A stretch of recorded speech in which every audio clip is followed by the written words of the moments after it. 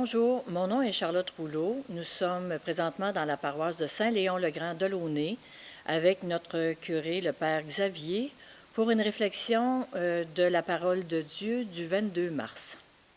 Mes amis, maintenant je vous invite à écouter la parole de Dieu. Évangile de notre Seigneur Jésus-Christ selon Saint Jean. Honneur et gloire à toi, Seigneur, Jésus, source d'amour, toi le chemin de vie, le roi de la paix, Jésus, Jésus, Jésus. Honneur et gloire à toi, Seigneur, Jésus, parole de vie, lumière dans ma vie, la joie dans mon cœur, Jésus, Jésus, Jésus. En ce temps-là, Jésus s'en alla au mont des Oliviers. Dès l'aurore, il retourna au temple. Comme tout le peuple venait à lui, il s'assit et se mit à enseigner.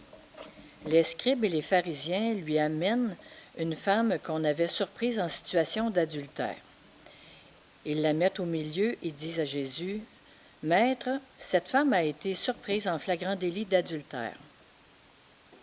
Or, dans la loi, Moïse nous a ordonné de lapider ces femmes-là. Et toi, que dis-tu? » Il parlait ainsi pour le mettre à l'épreuve afin de pouvoir l'accuser.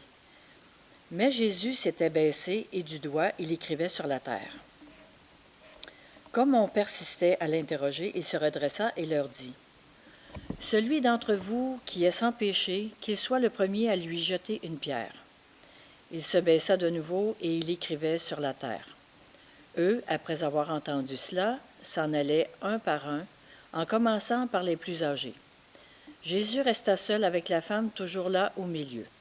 Il se redressa et lui demanda, « Femme, où sont-ils donc? » Personne ne t'a condamné. Elle répondit, Personne, Seigneur. Et Jésus lui dit, Moi non plus je ne te condamne pas. Va et désormais ne pêche plus. Acclamons la parole de Dieu. Louange à toi, Seigneur Jésus. Honneur et gloire à toi, Seigneur, Jésus, parole de vie, toi lumière dans ma vie, la joie dans mon cœur, Jésus, Jésus, Jésus. Aujourd'hui, nous contemplons dans l'Évangile le visage miséricordieux de Dieu. Dieu est amour. Amour qui pardonne. Amour qui souffre pour nos faiblesses. Amour qui sauve. Le docteur de la loi de Moïse et les pharisiens lui amena une femme qu'on avait reprise en train de commettre l'adultère. Et il demande au Seigneur, « Et toi, qu'en dis-tu? Ce qu'il veut, ce n'est pas tant suivre l'enseignement de Jésus que de pouvoir l'accuser d'aller contre la loi de Moïse. Mais le maître en profite pour manifester qu'il est venu chercher les pécheurs. Relever ceux qui sont tombés, les appeler à la conversion et à la pénitence. C'est là pour nous le message du carême, puisque nous sommes tous pécheurs et avons tout besoin de la grâce salvifique de Dieu. L'on dit que de nos jours, le sang du péché c'est perdu. Beaucoup ne savent plus ce qui est bien ou mal, ni pourquoi. Cela revient à dire, de manière positive, qu'on a perdu le sens de l'amour de Dieu.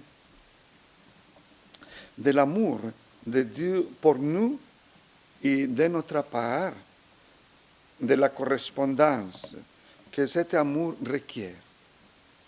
Celui qui aime n'offense pas. Celui qui sait aimer et pardonner rend amour pour amour. L'on demande à l'ami quelle est la source de l'amour. Il répondit, celle où l'aimer nous a levés de nos fautes. C'est pourquoi l'essence de la conversion et de la pénitence propre au carême est de nous placer devant Dieu, de regarder dans les cieux le Seigneur sur la croix, d'accourir pour lui manifester personnellement nos péchés dans le sacrement de la pénitence. Et Jésus nous dira, comme à la femme de l'Évangile, moi non plus, je ne te condamne pas. Va, et désormais ne péchez plus. Dieu pardonne, et cela suppose pour nous une exigence, un engagement. Ne péchez plus. Et maintenant, mes frères et sœurs, je vous invite que dans ce temps de carême, cet grand itinéraire de carême, nous, que déjà nous avons fait le chemin du désert, de continuer à chercher la grâce, l'amour de Dieu, d'agrandir dans la foi, dans l'espérance et la charité. Aussi, de chercher le bon chemin à la sainteté, à une conversion sincère. Le Seigneur vous aime.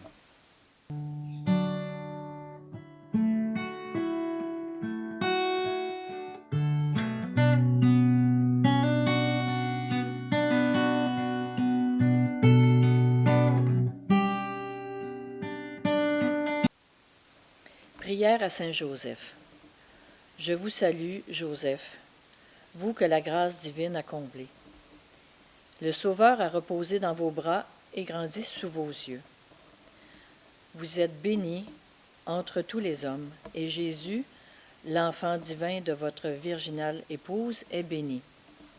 Saint Joseph, donnez pour père au Fils de Dieu, priez pour nous, dans nos soucis de famille, de santé et de travail, jusqu'à nos derniers jours.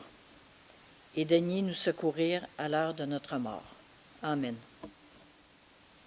Le Seigneur soit avec vous et avec votre esprit. Et que Dieu Tout-Puissant vous bénisse, le Père, le Fils et le Saint-Esprit. Restez dans la paix du Christ.